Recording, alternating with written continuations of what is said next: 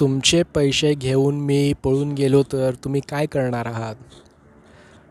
तुमच्या मनातसुद्धा हा प्रश्न असेल तर अकाउंटला पहिला फॉलो करायचं आहे. मी तुम्हाला सांगेन काय करावं लागेल तुम्हाला.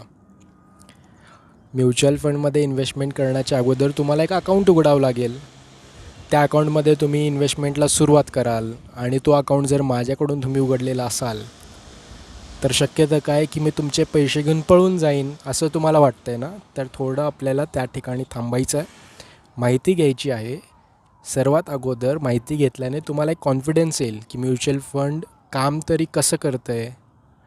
तर तुम्ही जेव्हा माझ्याकडे अकाउंट उघडताय आणि इन्व्हेस्टमेंटला सुरुवात करताय तर तुम्ही इन्व्हेस्ट केलेले पैसे माझ्या बँक अकाउंटमध्ये तुम्ही कधीच नाही टाकणार, लक्षात घ्या.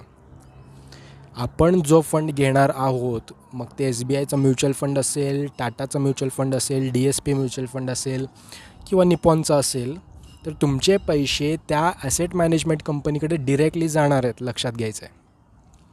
तुम्ही माझ्या अकाउंटमध्ये ₹1ही टाकायची गरज नाही आहे किंवा मला कॅश द्यायची गरज नाही. तुमच्या बँकेतून, तुमच्या बँक मॅन्डेटमधून तुमचे पैसे त्या इन्व्हेस्टमेंट कंपनीमध्ये जाणार आहेत, ॲसेट मॅनेजमेंट कंपनीमध्ये जाणार आहेत. आणि ज्यावेळेस तुम्ही विड्रॉल टाकाल तर ते पैसे त्याच बँकेत येणार आहेत ज्या बँकेतून तुमचं SIP कट झालेलं असेल. मी एक मीडिएटर आहे, मी तुम्हाला ॲडवाईस करणार आहे कुठलं फंड असेल, काय असेल, किती वर्षासाठी करायचं आहे, टार्गेट किती असेल, कसं अचीव करायचं आहे.